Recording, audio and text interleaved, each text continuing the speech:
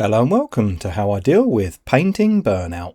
Whenever I feel bogged down or lose enthusiasm to paint something complicated, I grab a cheap, very simple, low part count model, and ideally like this one, something with a very basic paint scheme. Although the plastic in the box matches the actual artwork, I will be repainting it anyway. Albeit this model is a palette cleanser, I will still be using it to brush up on some of my pre-shading skills. Adding masking tape to the canopy was frustrating, but I'm fully aware using the Revell transfer sheet would be even more annoying. The whole idea of this little project, or palette cleanser, is to have a fun and stress-free way of painting a model, not worrying about the finer details or colour schemes, which order to paint each part, or, like in the case of this little Darth Vader, being able to take a creative license on how he's going to look. Typically he's depicted wearing all black, but I'm going to paint some of him grey to help him stand out in that little cockpit. And knowing he has very little detail and he's going to be hardly visible, there's no worrying how I paint him.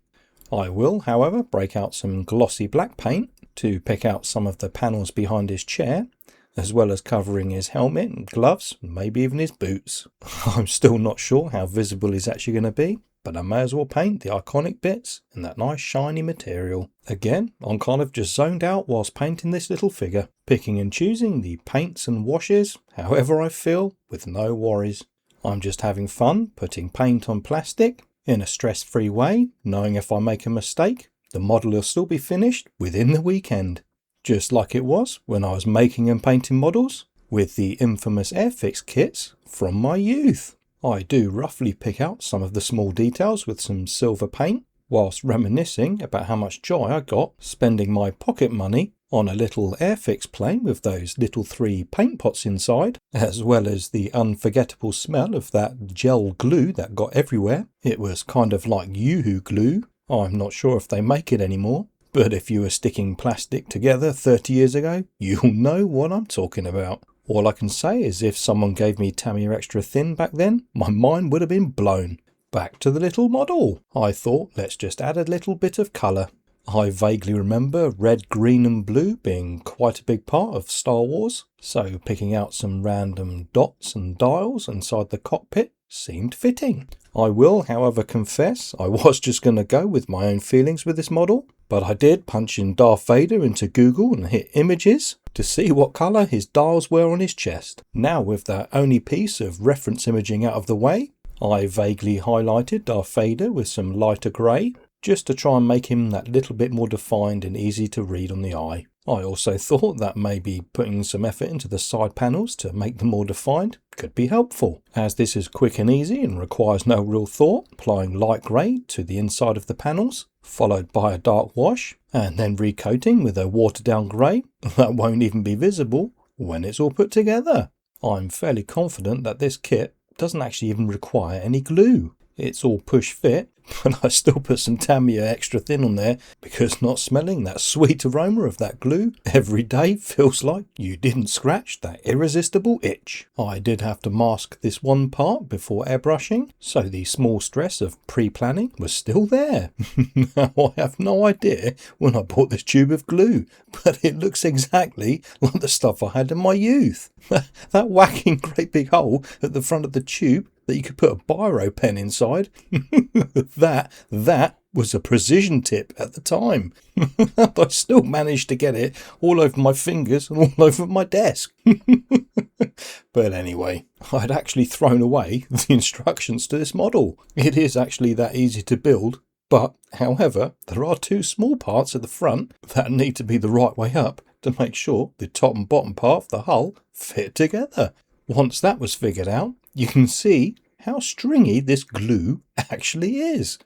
I'm fairly confident this isn't the stuff that I used in my youth because it doesn't stink out the house, but it definitely looks and acts like it was. Now, if I actually remember correctly, you can use this glue to fill in seam lines and gaps. Unfortunately, my Tamiya Extra Thin was getting quite jealous, and seeing as it does actually fuse plastic together to remove seam lines, this was the best choice to close all those gaps along the leading edges.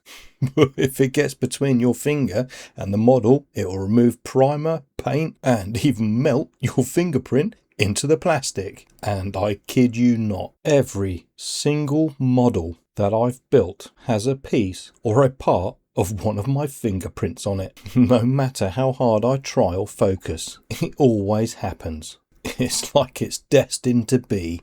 But anyway, I wasn't going to do any sculpting or redefining on this little model, but on this little TIE fighter there were 2 large gaps in the panel lines I just had to correct. And when I say correct, I mean that term very loosely. I just put a bit of Vallejo putty in there and roughly scraped it off with a hobby blade. There's going to be no sanding or fine tuning on this model. As you can see, if this was a normal project, I would have pre-planned not to paint these little inserts first. After fixing that little problem, I drill a little hole for the cocktail stick because I don't want to hold the model when airbrushing.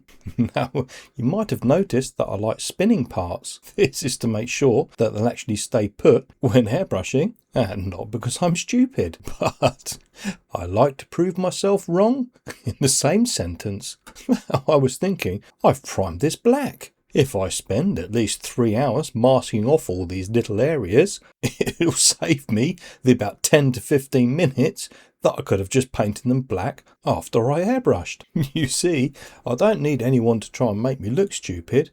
I can do it perfectly well myself. Well now, if you've watched this far, it's time to learn something. The power of pre-shading. If you use an airbrush on any armoured vehicle or plane or model and you don't know about pre-shading, you're missing a trick. As you can see, my finger is the most important part of this scene, so I'll describe the process instead. Randomly spray a white paint, or in my case a white ink, on the inside of any panels or raised detail along the model, making sure to avoid any recessed areas, and I actually mean be as random as possible, almost like painting clouds on the panels. Now, I had this blue-grey from Vallejo, but I knew it was going to be too dark, so I added my mystery liquid. It's like a blue ink, white ink, and probably thinners. Anyway, the idea is to cover the area very thinly with the airbrush,